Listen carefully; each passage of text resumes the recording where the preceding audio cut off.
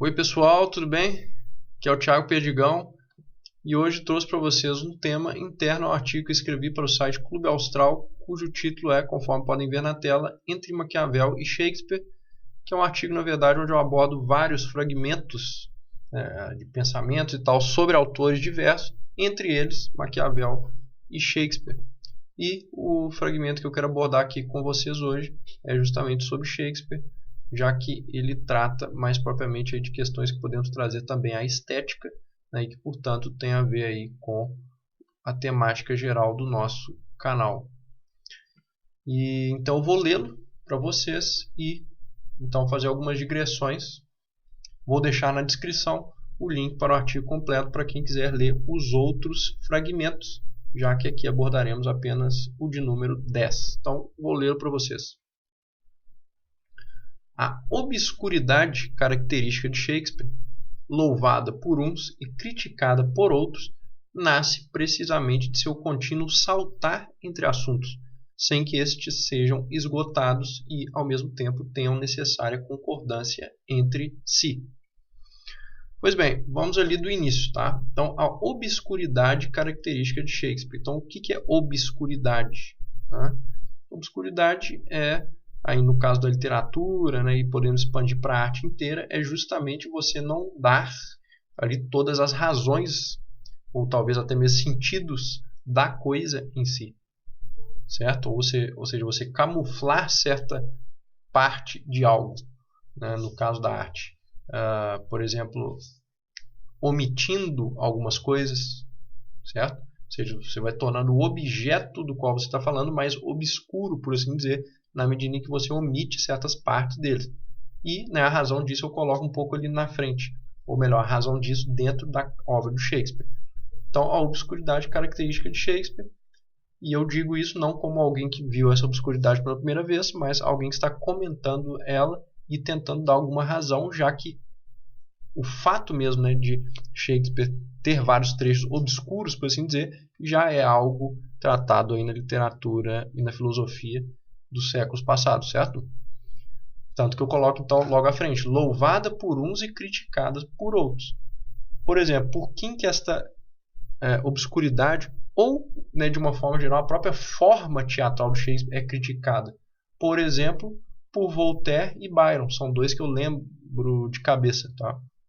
Então, Voltaire ele criticava o Shakespeare, por exemplo, pela sua obra caótica no seu sentido formal, certo? Então, com isso ele não criticava, obviamente, o Shakespeare inteiro, né? Ele gostava de Shakespeare daí em diante, só que ele não achava que o Shakespeare fosse um modelo para os outros teatrólogos ou dramaturgos, né? Justamente porque a forma de Shakespeare é mais caótica. É como se fosse, por exemplo, no caso da música, né? Ao invés da gente, a gente não vai pegar a última sonata do Beethoven, que tem uma forma muito mais caótica também, e dizer que ela é um exemplo padrão, por exemplo, da forma clássica, certo?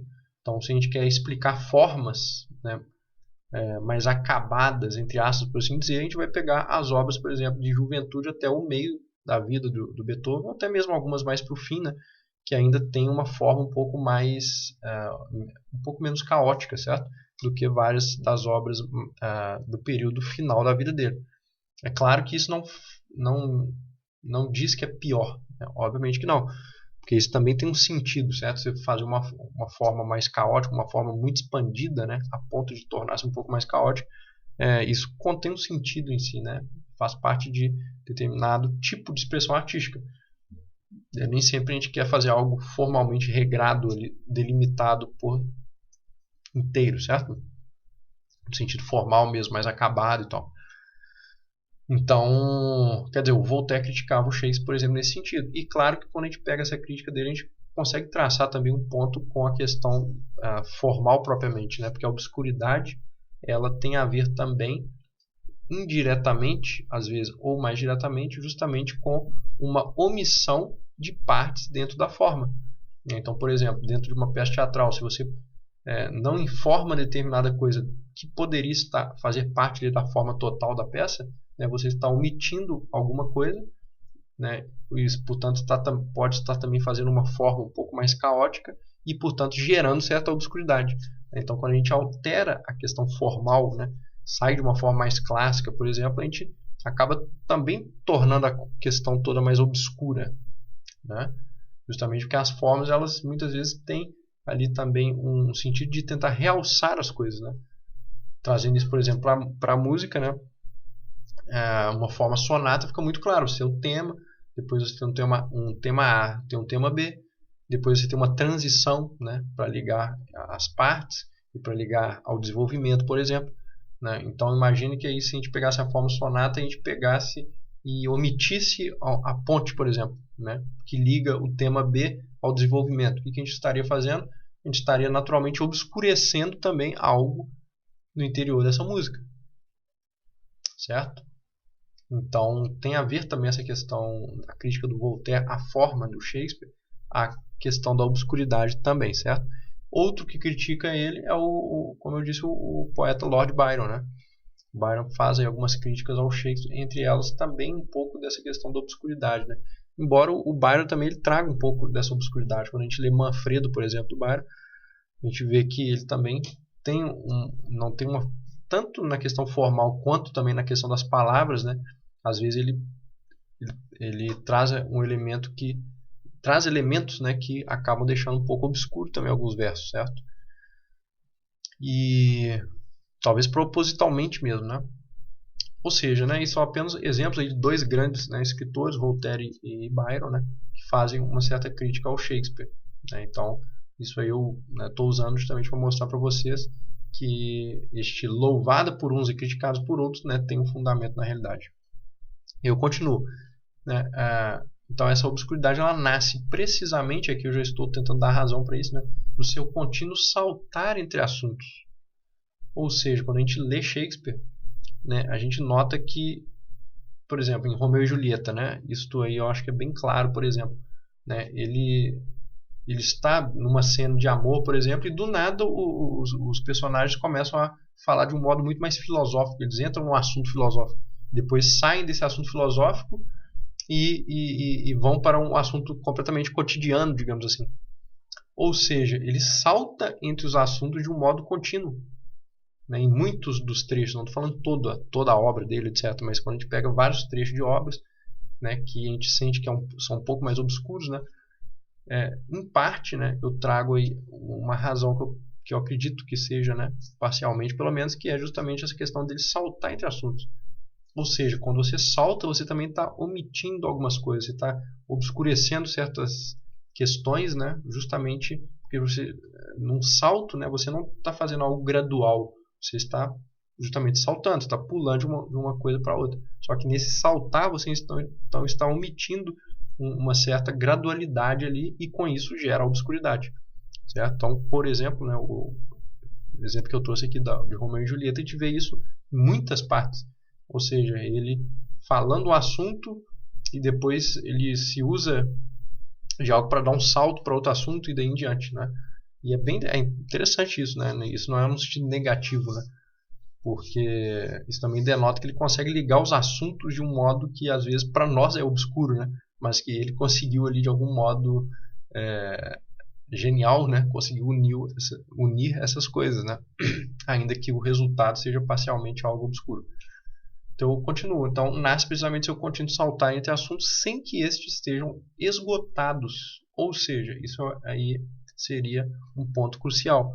Porque uma coisa é saltar entre os assuntos quando você já esgotou eles. Então acabou um assunto, aí você pulou para outra coisa, né? Isso aí talvez tornaria menos obscuro e menos incógnita a coisa, né?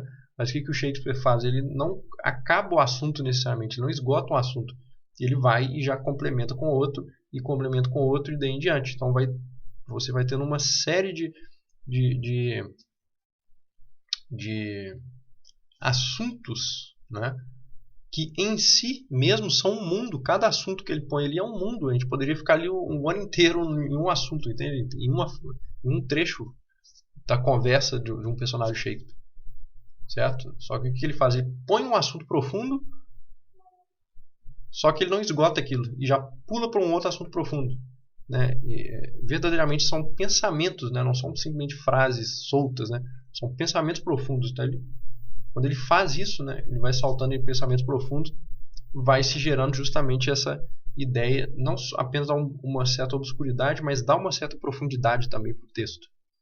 Certo? Por quê? Porque a nossa mente ela não consegue esgotar o assunto, ele próprio não esgotou o assunto. Então, a gente para ali, pensa naquilo, depois já vai para outra coisa, e isso força a gente a ficar meio que tentando aprofundar o assunto e com isso achar o próprio texto também um pouco mais profundo. Né? E eu continuo, sem que estes sejam esgotados e ao mesmo tempo tenham necessária concordância entre si. Né?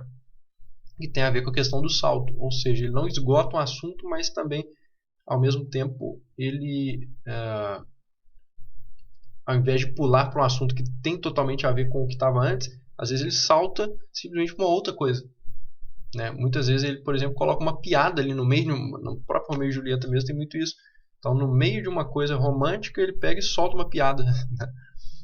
Entende que isso, na verdade, dá uma obscurecida na coisa, né? Porque aí as próprias intenções dele também não são colocadas. Então, as intenções do próprio poeta também são obscurecidas. Que a gente não sabe, por exemplo, ele queria fazer aqui uma coisa efetivamente romântica, ou na verdade ele está zombando do romantismo, porque no meio do que é romântico ele larga uma piada ou algo do tipo, ou uma brincadeira com as palavras, né, que era muito comum em Shakespeare. Então, você nunca sabe a intenção do poeta. Quando o poeta esconde, né, isso ele também está causando algo que podemos pensar aí também como um elemento de obscuridade. Certo? Por quê? Porque ele está ocultando as próprias intenções dele. No Hamlet também a gente vê muito isso. Certo? Ou seja, você tem trechos ali, entre aspas, romances, né, da Ofélia e do Hamlet, né, embora o Hamlet já tenha um tratamento diferente ali com a questão do amor, né?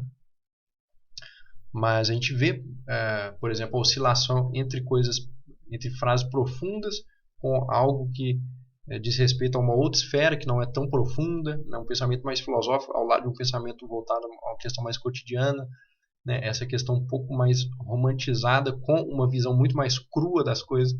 Então, quando ele vai colocando essas coisas lado a lado, né, ou seja, isso aí sem que elas tenham necessária concordância entre si, ele vai como que obscurecendo a própria intenção. Né? Então a gente não sabe o que ele quer causar aqui. Então ele acaba causando uma impressão geral de obscuridade. Né? E que na verdade muitas vezes aprofunda, né, a nossa relação com isso. Com tudo isso, né, com esse universo. Beleza, pessoal? Então aqui eu só estou expondo em relação ao Shakespeare, mas cada um pode trazer isso para a sua arte, né, para a música, daí em diante. Como eu disse ali, alguns exemplos musicais, mas pode ser colocado para as artes plásticas também, daí em diante. Cada um pode trazer isso aí para a sua própria esfera, ou seja, como que eu consigo obscurecer determinada coisa, como que, se eu saltar, por exemplo, em determinados assuntos, né, como eu disse ali, que não são esgotados, né, que não tem concordância entre si. Claro que são apenas possibilidades, né, que eu coloquei de interpretação da causa da obscuridade. Em Shakespeare, provavelmente, né, mas pode ser levado para outros escritores e, obviamente, podem ter outras causas também. Né? Essas aí que eu elenco são apenas 3, mas obviamente podem ter mais. Tranquilo, pessoal? Então eu vou deixar o link na descrição para quem quiser ler o artigo completo. E deixem seus comentários, sugestões, que eu vou futuramente também posso fazer algum vídeo, né, sobre. Um grande abraço a todos e até o próximo vídeo.